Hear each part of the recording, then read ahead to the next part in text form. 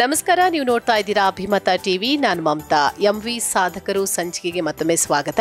So ಇವತ್ತಿನ ಈ ಸಂಚಿಕೆಯಲ್ಲಿ ನಮ್ಮ ಜೊತೆ ಇದ್ದಾರೆ ಚಿತ್ರದುರ್ಗದವರು ನಾಗರಾಜ್.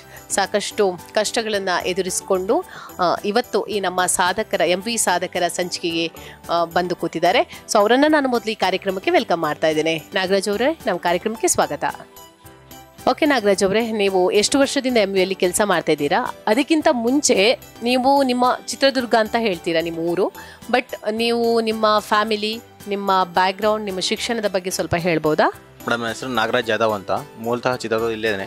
ನನ್ನ ಎಜುಕೇಷನ್ ಜಾಸ್ತಿ ಏನಾಗಿಲ್ಲ, SSLC ಅಷ್ಟೇ. ಫಸ್ಟ್ PU ಕಾಲೇಜಿಗೆ ಸೇರಿಬಿಟ್ಟು ಕಾಲೇಜಿಗೆ ಸೇರಿಕಂತಲೇ ಭಾಳ ಅಂದರೆ ಭಾಳ ಕಷ್ಟ ಬಿದ್ದಿದ್ದಕ್ಕೆ ಫಸ್ಟ್ PU ಕಾಲೇಜಿಗೆ ಸೇರಿಬಿಟ್ಟು ಜಸ್ಟ್ 3 ದಿನ ಅಷ್ಟೇ ಕಾಲೇಜಲ್ಲಿ ಕೂತ್ಕೊಂಡಿದ್ದು ನಾನು.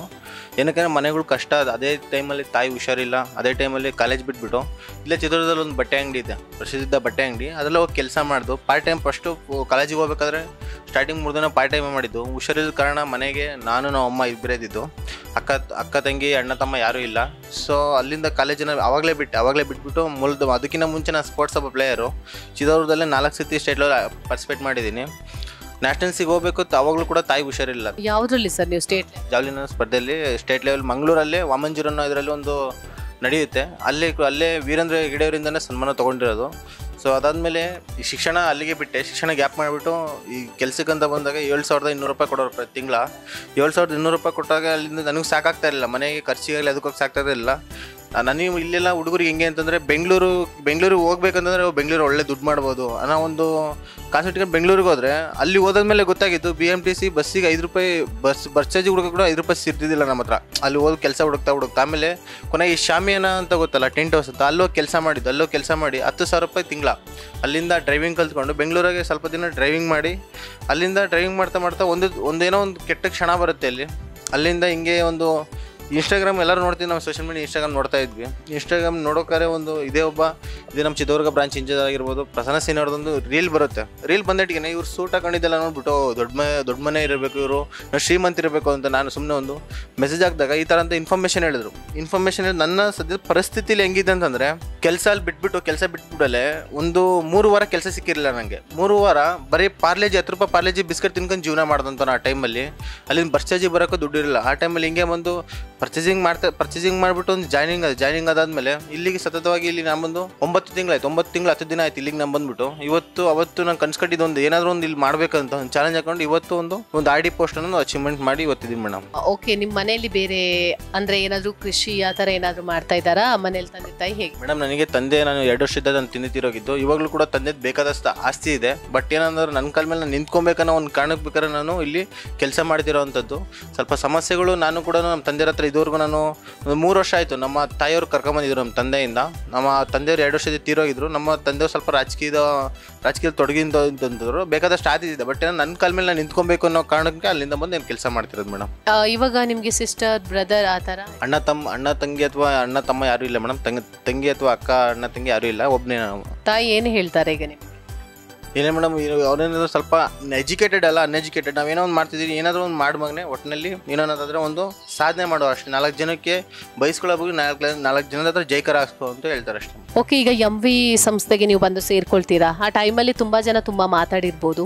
ಸೊ ಆ ದಿನಗಳನ್ನು ನೆನಪಿಸ್ಕೊಳ್ಳಿಕ್ಕೆ ಇಷ್ಟಪಡ್ತೀರಾ? ಮೇಡಮ್, ಇವಾಗ ಏನೋದಾದರೆ ಇವತ್ತು ನಾನು ಒಂದು ಕೆಲಸ ಮಾಡ್ತಿದ್ದೀನಿ, ಏನೋ ಒಂದು ಮಾಡ್ತಿದ್ದೀನಿ ಅಂದರು, ಅದ್ರ ಬಗ್ಗೆ ಒಂದು ಎಜುಕೇಷನ್ ಇದ್ದರೆ ಯಾರು ಮಾತಾಡಲ್ಲ. ನಾನು ಇವತ್ತು ನಿಮಗೆ 100 ರೂಪಾಯಿ ಕೊಡ್ತೀನಿ, ನೀವು 1 ರೂಪಾಯಿ ಕೊಟ್ರಿ ಅಂತಂದರೆ ಆರಾಮಾಗಿ ಕೊಟ್ಬಿಡ್ತೀರಾ. ಅದೇ ನಾನು ನೀವು 100 ರೂಪಾಯಿ ಕೊಟ್ಟರೆ ನಾನು 1 ರೂಪಾಯಿ ಕೊಡ್ತೀನಿ ಅಂತಂದ್ರೆ ಕೊಡೋದಲ್ಲ. ಏನಕ್ಕಂದ್ರೆ ಜನ ಲಾಸ್ ಅಂತ ಗೊತ್ತಾದಾಗ ಯಾರು ಕೂಡ ಬರೀ ನೆಗೆಟಿವ್ ಮಾತಾಡ್ತಾರೆ. ಲಾಭ ಅಂತ ಗೊತ್ತಾದಾಗ ಎಲ್ಲರೂ ಕೂಡ ಇದು ಮಾಡ್ತಾರೆ. ಜನಗಳ ಬಗ್ಗೆ ತಲೆ ಕೆಡ್ಸ್ಕೊಳ್ಳೋಕ್ಕಾಗಲ್ಲ ಮೇಡಮ್. ಇವತ್ತು ನಾವು ಒಳ್ಳೆ ಬಟ್ಟೆ ಹಾಕಿದ್ರು ಕೂಡ ಮಾತಾಡ್ತಾರೆ, ಕೆಟ್ಟ ಬಟ್ಟೆ ಹಾಕಿದ್ರು ಕೂಡ ಮಾತಾಡ್ತಾರೆ. ಹಿಂದಿನ ದಿನದಲ್ಲಿ ದಿನಕ್ಕೆ 7,200 ರೂಪಾಯಿ ಕೆಲಸ ಮಾಡ್ತಿದ್ದಂತ ನಾನು ಇವತ್ತು 10,000 ರೂಪಾಯಿ ನಾನು ಬಟ್ಟೆ ಹಾಕೊಂಡು ಓಡಾಡ್ತಿದ್ದೀನಿ. ದಿನಕ್ಕೆ ನಮ್ಮ ಬಟ್ಟೆ ಇದು ಬಂದ್ಬಿಟ್ಟು ರೇಟ್ ಬಂದ್ಬಿಟ್ಟು 10,000 ಇವತ್ತು. ಓಕೆ, ನೀವು MVಗೆ ಬರುವಾಗ ತುಂಬ ಕನಸುಗಳನ್ನು ಕಟ್ಟಿರಬೇಕು. ಸೊ ಅದು ಯಾವುದಾದ್ರೂ ನನಸಾಗಿದೆಯಾ ಅಥವಾ ಫ್ಯೂಚರ್ ಪ್ಲಾನಿಂಗ್ ಏನು ನಿಮ್ಮದು, ಹೇಗೆ? ಮೇಡಮ್, ನಾನು ಸ್ಟಾರ್ಟಿಂಗ್ ಬಂದಾಗ ನಂದೇ ಅಂತ ಒಂದು ಬರೀ ಡ್ರೀಮ್ ಬೈಕ್ ಅಂತ ಒಂದು ಅಕೌಂಟ್ ಇದೆ, ನಾನು ಸ್ಟೇಟಸ್ ಆಗ್ತಾ ಇದೆ. ಇವತ್ತು ಅದು ಡ್ರೀಮ್ ಬೈಕ್ ಇವತ್ತು ಒಂದು ಅಚೀವ್ ಮಾಡಿದ್ದೀನಿ. ಇನ್ನೂ ಬೇರೆ ಥರ ಕನಸುಗಳಿದ್ದಾವೆ. ಬಟ್ ಏನೋ ಹೇಳ್ಬಾರ್ದಂತೆ ಮಾಡಿ ತೋರಿಸ್ಬೇಕಂತೆ. ಅದಕ್ಕೋಸ್ಕರ ನಾನು ಮಾತಾಡಲ್ಲ, ಫಸ್ಟ್ ಮಾಡಿ ತೋರಿಸಿರ್ತೀನಿ ಮೇಡಮ್. ಓಕೆ, ನಿಮ್ಮ ಪಾಲಿಗೆ MV ಅಂದರೆ ಏನು ಸರ್? ಮೇಡಮ್, ನಮ್ಮ ಪಾಲಿಗೆ MV ಅಂದರೆ ತಾಯಿ ಥರ. ಹೆಂಗಿದ್ರು ಕೂಡ ತಾಯಿ ಮಗನಿಗೆ ತಮ್ಮ ಮಕ್ಕಳಿಗೆ ಇದ್ರು ಕೂಡ ಕೆಟ್ಟದಾಗಬಾರ್ದು, ಒಂದು ಒಳ್ಳೆ ರೀತಿ ಬೆಳೆಸ್ಬೇಕು ಅನ್ನೋದು. ಅದೇ ರೀತಿ ಇವತ್ತು ನಾವು MVನ ನೋಡ್ತಾ ಇರೋದು ತಾಯಿ ಥರನೇ ನೋಡ್ತಾ ಇರೋದು.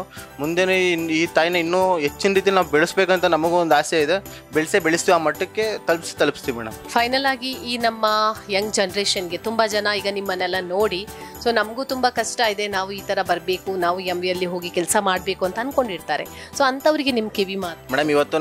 ನಾವು ಬಾಡಿಯಲ್ಲಿ ಒಂದು ಮ್ಯಾಕ್ಸಿಮಮ್ ಅಂದ್ರೂ ಕೂಡ 50ರಿಂದ 60 kg ಇರ್ಬೋದು.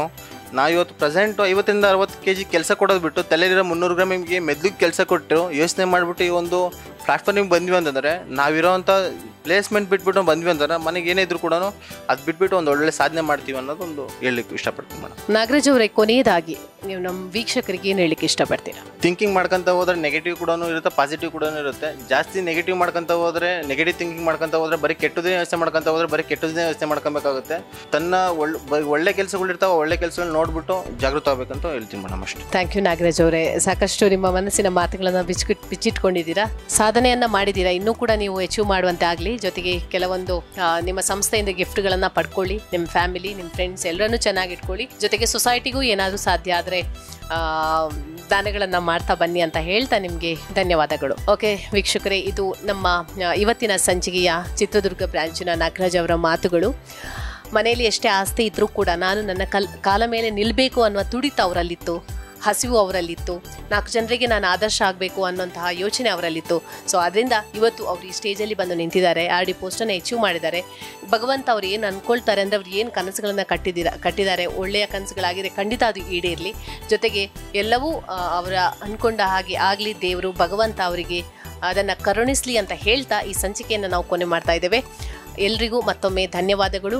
ಮತ್ತೆ ಮುಂದಿನ ಸಂಚಿಕೆಯಲ್ಲಿ ಇಂತಹ ಒಂದು ಸಾಧಕರ ಜೊತೆ ನಾನು ನಿಮ್ಮನ್ನು ಭೇಟಿಯಾಗ್ತೀನಿ. ಅಲ್ಲಿವರೆಗೂ ನೋಡ್ತಾ ಇರಿ ಅಭಿಮತ TV. ಇದು ಜನಮನದ ನಾಡಿ ಮಿಡಿತ. Thank you.